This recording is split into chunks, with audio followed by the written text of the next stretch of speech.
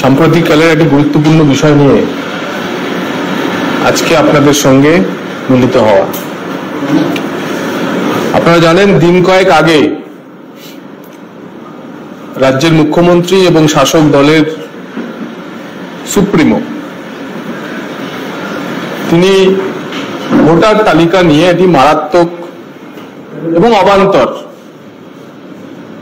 অভিযোগ তুলেছিলেন, যার মধ্যে বিষয় ছিল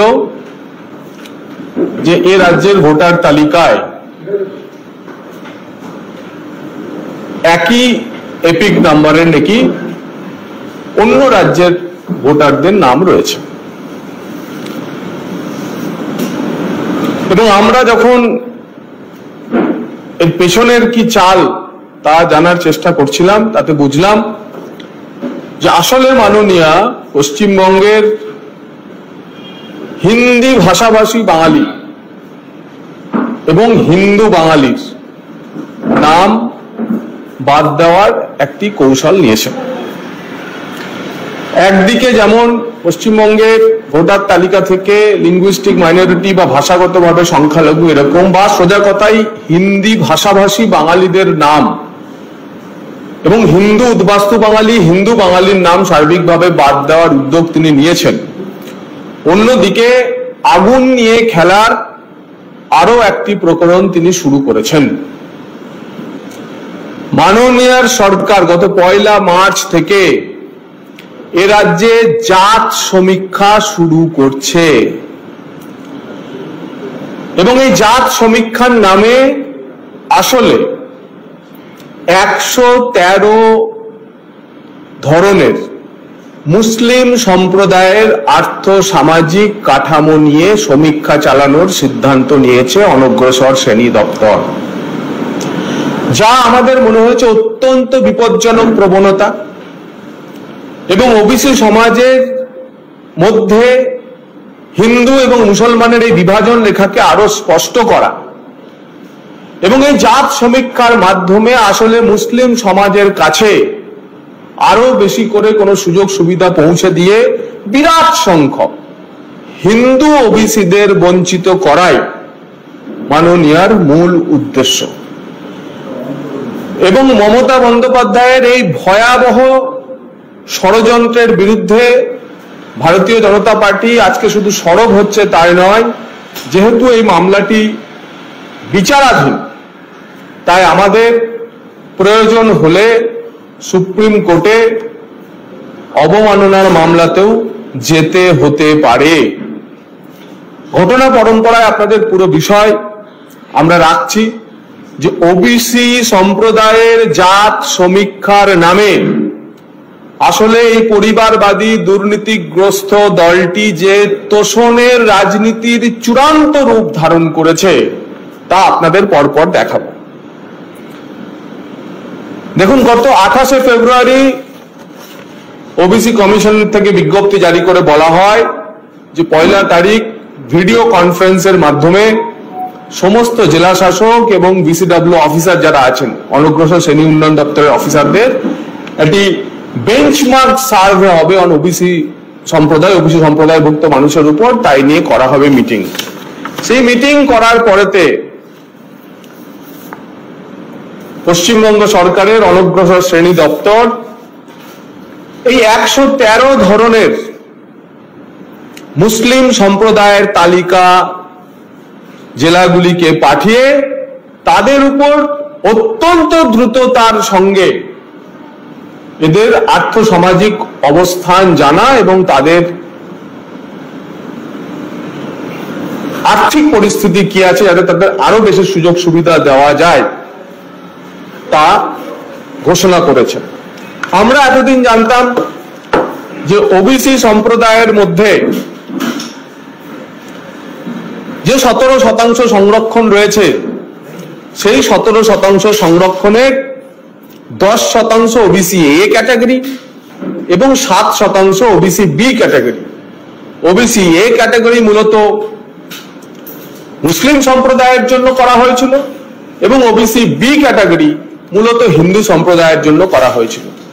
কিন্তু ঝুলি থেকে বেড়াল বেরিয়ে পড়েছে এই যে 113 রকমের মুসলিম সাবকাস্টের নাম ঘোষণা করা হয়েছে, এবং কোন মুসলিম সাবকাস্ট যে মুসলিম সম্প্রদায় নিজেরা মনে করেন যে তাদের সমাজে কোনো ভেদাভেদ নেই, যে মুসলিম সমাজ মনে করে যে তাদের মধ্যে কোনো জাতপাত নেই, জাতপাতহীন শ্রেণীহীন একটি সমাজ হচ্ছে মুসলিম জনগোষ্ঠী, এবং তার ফলে এরকম একটা সমাজের 113টি সাবকাস্ট করার ক্ষেত্রে দেখা গেছে, আপনাদের এই তালিকা আমরা দিয়ে দেব, এ এবং বি ক্যাটাগরিতেই মুসলিম সমাজের ভাগ করে রাখা হয়েছে।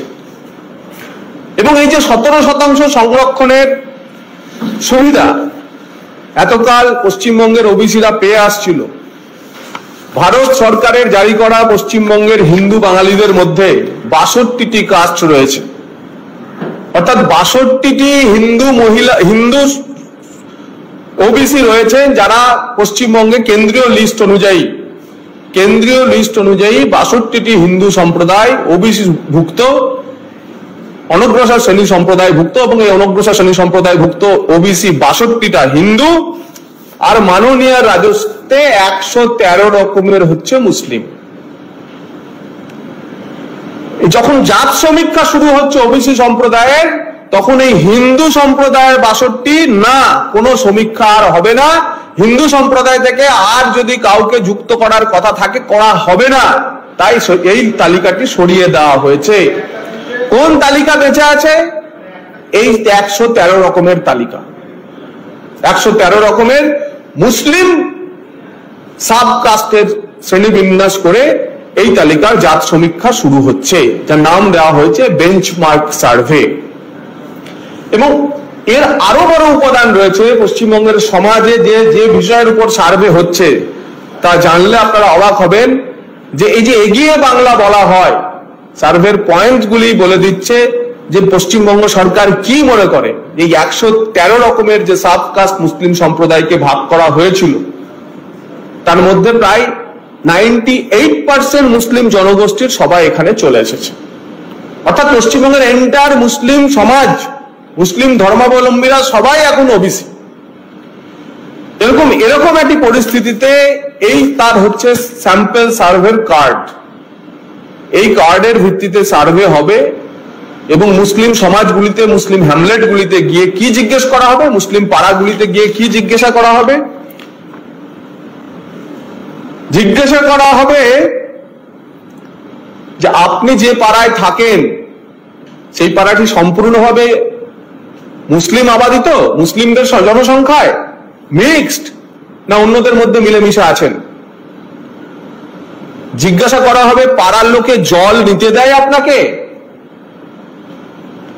জাত সমীক্ষার নামে সরকারি সমীক্ষকরা গিয়ে জিজ্ঞাসা করবেন আপনাকে পাড়ার লোক পাড়ার কল থেকে বা জলাধার থেকে জল নিতে দেয়? আপনাদের এই সমীক্ষা পত্রটিও দিয়ে দেওয়া হবে। আরো জিজ্ঞাসা করা হয় প্রতিবেশীদের মধ্যে রান্না করা খাবার আদান প্রদান করেন? মানে অন্য বাড়ির তরকারি এই বাড়িতে তরকারি দেয়, সবজি দেয়? কোন সমাজের দিকে আমরা নিয়ে যাচ্ছি? জিজ্ঞাসা করা হয় প্রতিবেশীরা আপনাকে নেমন্তন্ন করেন অনুষ্ঠানাদিতে, বিয়ে, অন্যান্য অনুষ্ঠানে? সামাজিকতা আছে? জিজ্ঞাসা করা হয় কোথায় আপনার মৃতদেহ সৎকার করেন এবং মৃতদেহ সৎকার করতে যাওয়ার ক্ষেত্রে কোনো সমস্যা আছে কিনা। এছাড়া বাকি বাড়ি ঘর ইনকাম ইত্যাদি তো আছে। সোশিও ইকোনমিক কাস্ট সেন্সাসে পশ্চিমবঙ্গের এই যে 4টি প্রশ্ন তৈরি করা হয়েছে সোশ্যাল নাম দিয়ে, এটা কি আমাদের জন্য খুব সুখকর? পশ্চিমবঙ্গের এমন কোনো পাড়া আছে কি যে পাড়াতে কোনো মানুষ জল নিতে এলে অন্য পাড়ার মানুষ বা ওই পাড়ার কোনো অংশের মানুষ বলে জল নিতে পারবে না? এই জিনিস পশ্চিমবঙ্গে আমরা 50 বছর আগেও কি শুনেছিলাম? এই রামমোহনের পশ্চিমবঙ্গ, বিদ্যাসাগরের পশ্চিমবঙ্গে মমতা বন্দ্যোপাধ্যায় সমাজকে কোথায় নিয়ে যেতে চাইছেন এবং মুসলিম সমাজের মধ্যে স্পষ্টভাবে বিভাজন তৈরি করা এবং মুসলিম সাম্প্রদায়িকতা এবং তোষণ করার জন্য এই জাত সমীক্ষা করা হচ্ছে বলে আমরা স্পষ্টভাবে অভিযোগ করছি। একই প্রশ্ন, আপনাদের বাড়িতে খাবার আদান প্রদানে কারো সমস্যা হয় কিনা? আপনি কমিউনিটির মধ্যে আছেন না মিলেমিশে আছেন না আলাদাভাবে আছেন, কোথাও এর মধ্যে সমস্যা হয় কিনা? সামাজিকতায় কেউ কাউকে আপনাকে নেমন্তন্ন করে কিনা? মানে আপনি ধরেই নিচ্ছে যে এই 113 রকমের মুসলিম যারা আছেন, অর্থাৎ এন্টার মুসলিম সমাজ, এই এন্টার মুসলিম সমাজকে পশ্চিমবঙ্গের বাঙালি সমাজের কোনোভাবে সামাজিকতায় ডাকা হয় না। পশ্চিমবঙ্গের বাঙালিরা মুসলিম সমাজকে জল দেয় না। পশ্চিমবঙ্গের বাঙালি সমাজের সঙ্গে মুসলিমরা থাকতে পারে না। আপনি সরকারি সমীক্ষায় সোশ্যাল কাস্টে লিখে এই ধরনের সমীক্ষা করাচ্ছেন। কারা এটা তৈরি করেছে আপনি? এবং এই সমীক্ষা শুধু অনৈতিক বিভাজনের রাজনীতি, সাম্প্রদায়িক রাজনীতি, তোষণের রাজনীতিকে পুষ্ট করার জন্য নয়, এই সমীক্ষা সম্পূর্ণভাবে বেআইনি। কেন? তার কারণ 2010 সালে প্রথম মুসলিম সম্প্রদায়ের মানুষদের পূর্বতন বাম সরকার ওবিসি তালিকাভুক্ত করার খেলা শুরু করেছিল। তখন 4-5টি সম্প্রদায় এর মধ্যে যুক্ত ছিল: নস্য শেখ, পাহাড়িয়া মুসলমান, জোলা এবং আমার যতদূর মনে পড়ছে কসাইবা, কুরাইশিরা। এই 4টি শ্রেণী যুক্ত ছিল। 11 সালের পর থেকে জানেন এই এন্টার মুসলিম সমাজকে, পশ্চিমবঙ্গের মুসলিম ধর্মাবলম্বী মুসলিম মানুষের প্রায় 98% মানুষকে ওবিসি সম্প্রদায়ভুক্ত করে দেওয়া এবং এখন ওবিসি সমাজের 17% সংরক্ষণের মধ্যে 113টি সাবকাস্ট মুসলিম আর মাত্র 62টি সাবকাস্ট হিন্দু। এই ওবিসি সংরক্ষণে বাঙালি হিন্দু ওবিসিরা সংখ্যালঘু হয়ে পড়েছে। এরকম একটি পরিস্থিতিতে মামলা হয়। সেই মামলার রায়ে কলকাতা হাইকোর্টের ডিভিশন বেঞ্চ এই ওবিসি সার্টিফিকেট 10 থেকে 24 সাল পর্যন্ত সমস্ত ওবিসি সার্টিফিকেট বেআইনি বলে বাতিল করে প্রক্রিয়াটি এবং ওবিসি সংরক্ষণ, মুসলিম সংরক্ষণ যে 10% দেওয়া হয় মুসলিম সাবকাস্টগুলিকে, তা বাতিল করে দেওয়া হয়। সুপ্রিম কোর্টে মামলাটি বিচারাধীন রয়েছে মহামান্য বিচারপতি গাওয়াইয়ের বেঞ্চে, এবং 18 মার্চ নেক্সট সুপ্রিম কোর্টে হিয়ারিং আছে। 18 মার্চ সর্বোচ্চ আদালতে পশ্চিমবঙ্গের ওবিসি সংরক্ষণ নিয়ে সুপ্রিম কোর্টের শুনানি রয়েছে। হাইকোর্ট যখন এই সংরক্ষণকে বাতিল ঘোষণা করে, কি কি বিষয় বলেছিল যে এই যে ব্যাকওয়ার্ডনেস দেখা বা আর্থিকভাবে পিছিয়ে পড়া যে দেখা, সেই দেখতে হলে কোয়ান্টিফায়েবল ডেটার উপর কাজ করতে হবে, অর্থাৎ বিপুল সংখ্যক মানুষের উপর সমীক্ষা চালিয়ে তবেই উপনীত হতে হবে যে কোনো একটি নির্দিষ্ট কমিউনিটি, সাবকাস্ট, মুসলিম সম্প্রদায়ের তারা সত্যি ব্যাকওয়ার্ড কিনা। সোশিও ইকোনমিক্স, আর্থসামাজিক পরিস্থিতি কি সেটা দেখতে হবে, এবং কোয়ান্টিফায়েবল ডেটা অ্যানালিসিস, সোশিও ইকোনমিক পরিস্থিতি দেখার পরেতেই যে তাকে সংরক্ষণ দেওয়া যাবে তা না, দেখতে হবে যে অ্যাডিকুয়েট নাম্বারে সরকারি চাকরিতে ওই সম্প্রদায়ের মানুষ চাকরি করেন কিনা। যদি অ্যাডিকুয়েট নাম্বারে চাকরি করেন, প্রপোর্শনেট ওয়েতে না, অ্যাডিকুয়েট নাম্বারে চাকরি করেন, তাহলেও তাকে সংরক্ষণ দেওয়া যাবে না। এই যে ওবিসি এ এবং বি ক্যাটাগরি, যে এ ক্যাটাগরির তালিকা আজকে মুসলিম সমাজেরই 113টার মধ্যে আমরা যা দেখছি 41টি এ ক্যাটাগরি, এ ক্যাটাগরিতে 56টি এবং 41টির মতো বি ক্যাটাগরিতে রয়েছে, অর্থাৎ এ বি জড়াখিচুড়ি করে ঢুকিয়ে দেওয়া হয়েছে 113টি মুসলিম সাবকাস্টকে।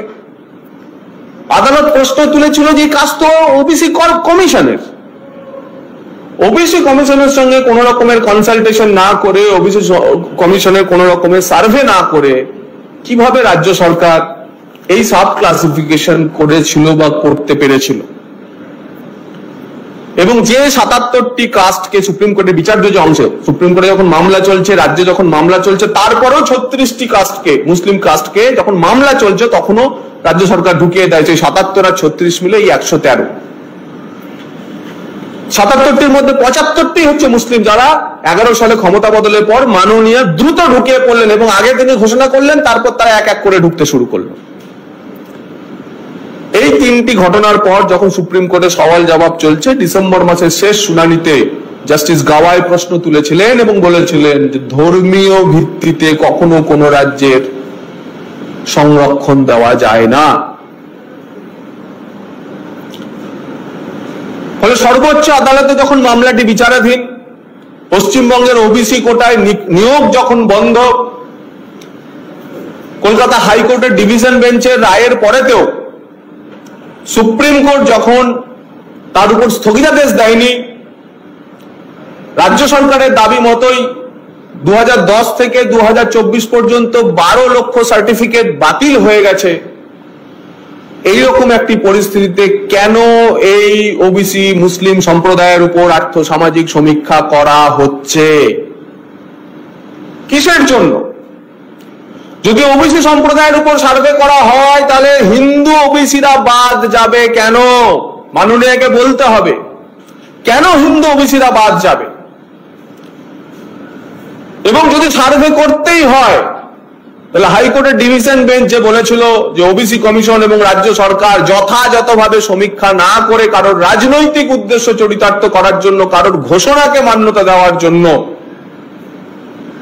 একসঙ্গে দীর্ঘ কিছু অনেকগুলি কমিউনিটিকে একসঙ্গে ঢুকিয়ে দেওয়া হয়েছিল ওবিসির তালিকায়, তা মান্যতা পাচ্ছে। এবং সেই কারণে এখন আবার নতুন করে সমীক্ষা হয়ে যখন বাতিল হয়ে গেছে এই অংশ, এবং কতগুলি মহল্লা বা কত সংখ্যায় হবে, 21,84,980টি মহল্লা বা পাড়াতে এই সমীক্ষা হবে। পশ্চিমবঙ্গের 37,000 গ্রাম রেভিনিউ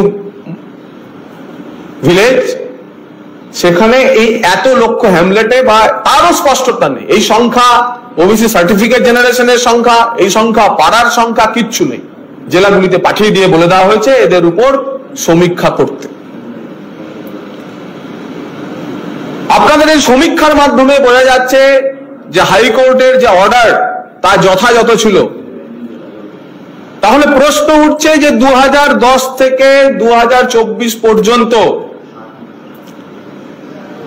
যথাযথ সমীক্ষা ছাড়া এই কোটার মাধ্যমে যারা চাকরি পেলেন ওবিসি এ এবং ওবিসি বি এই 113টা ক্যাটাগরি থেকে, তাদের কি হবে? তাদের চাকরির কি হবে? সুপ্রিম কোর্ট তো এখনো বলেনি।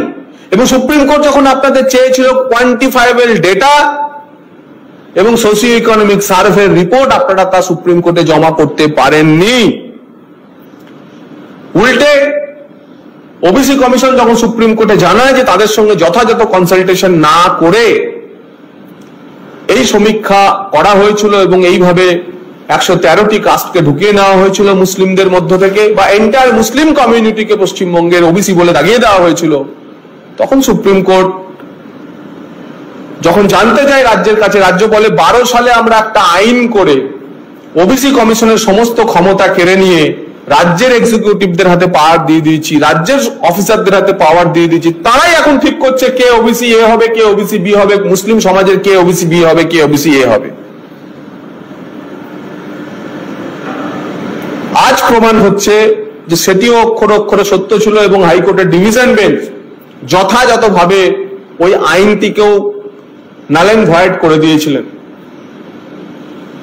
সুপ্রিম কোর্টের 18 মার্চের সামনের শুনানির আগে এই জাত সমীক্ষা বা বলতে গেলে জাত সমীক্ষার নামে ওবিসি মুসলিমদের উপর সমীক্ষা করে আসলে মুখ্যমন্ত্রী মমতা বন্দ্যোপাধ্যায় মুসলিম সমাজে একটি বিভাজনের রাজনীতি হিন্দু মুসলিম সমাজে করতে চাইছেন, হিন্দু ওবিসিদের বঞ্চিত করতে চাইছেন।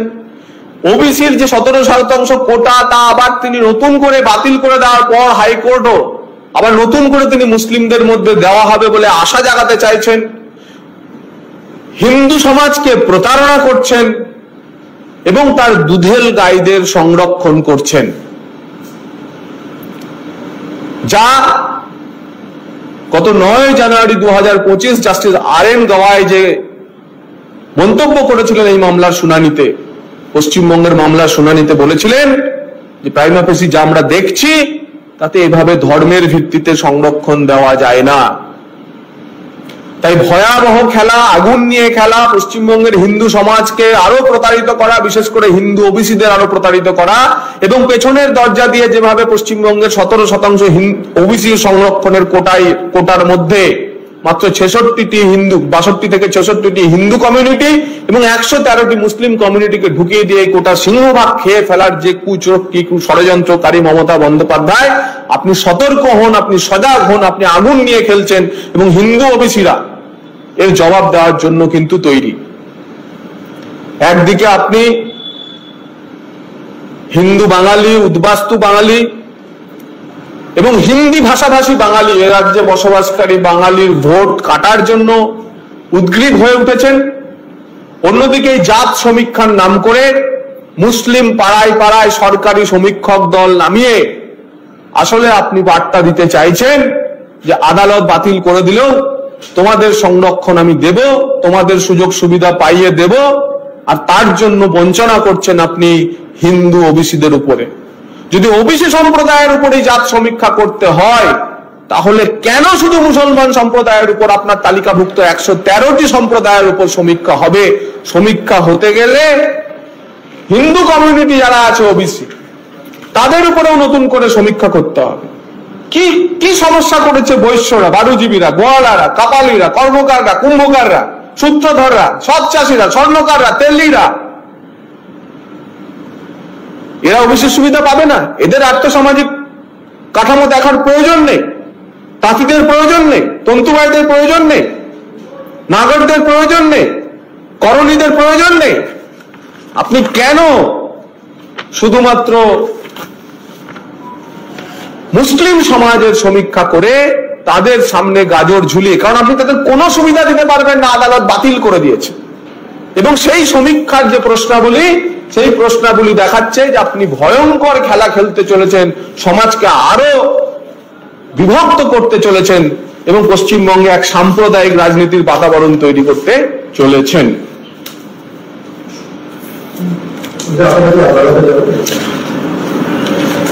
এই সমীক্ষা শুরু হওয়ার পরে আশা করছি যারা মামলাকারী রয়েছেন, 18ই মার্চের যে মামলা, 18ই মার্চের মামলাতে মামলাকারীরা নিশ্চিতভাবে জাত গণনার নামে পশ্চিমবঙ্গের মুসলিম ওবিসিদের উপর যে সমীক্ষা শুরু হয়েছে, যা কিনা হাইকোর্টের ডিভিশন বেঞ্চ বাতিল করে দিয়েছিল, তার বিষয়টি কাগজপত্র সহ উল্লেখ করবেন। আদালতের বিচার্য বিষয়, আদালতের মতামত গ্রহণ করার পর আমরা পরবর্তী পদক্ষেপ করব।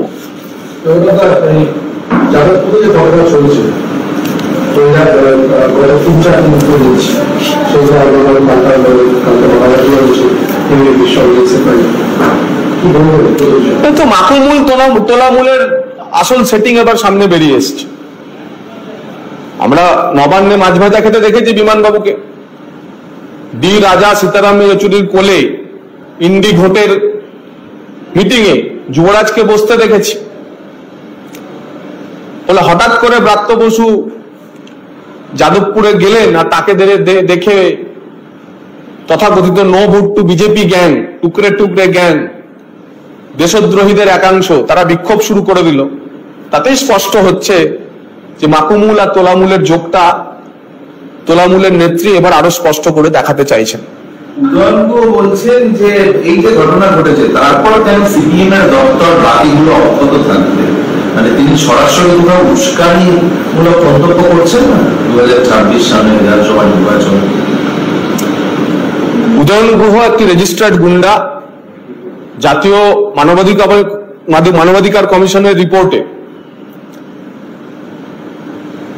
2021-এর ভোট পরবর্তী হিংসা নিয়ে যে তদন্ত রিপোর্ট হয়েছিল, তাতে যে 21 জন তৃণমূলের নেতাকে গুন্ডা চিহ্নিত করে হাইকোর্টের 5 সদস্যের ডিভিশন বেঞ্চে, সাংবিধানিক বেঞ্চে রিপোর্ট জমা পড়েছিল, তাতে উদয়ন গুহর নাম ছিল। 21-এ ভয়াবহ সন্ত্রাস আমরা দেখেছি কোচবিহার জেলাতে, তার মূল হোতা ছিলেন উদয়ন গুহ, এবং আমরা 21-এর এই ভোট পরবর্তী সন্ত্রাসে 62 জন কর্মীকে হারিয়েছিলাম।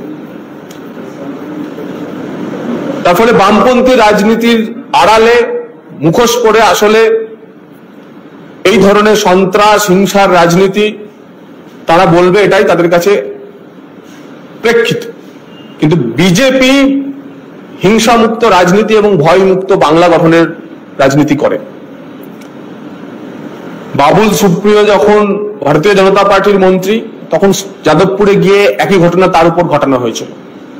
তৎকালীন রাজ্যপাল জগদীপ ধনকর তাকে উদ্ধার করতে গেলে তাকেও অসম্মানিত করা হয়েছিল।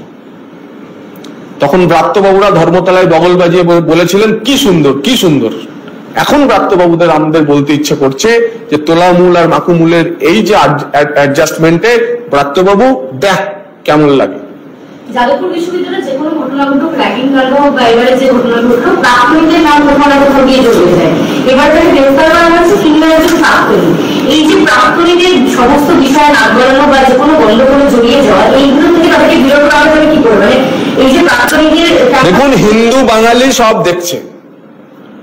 26 সালে ভারতীয় জনতা পার্টি ক্ষমতা এলে আমরা জেএনইউ কে ঠান্ডা করে দিয়েছি।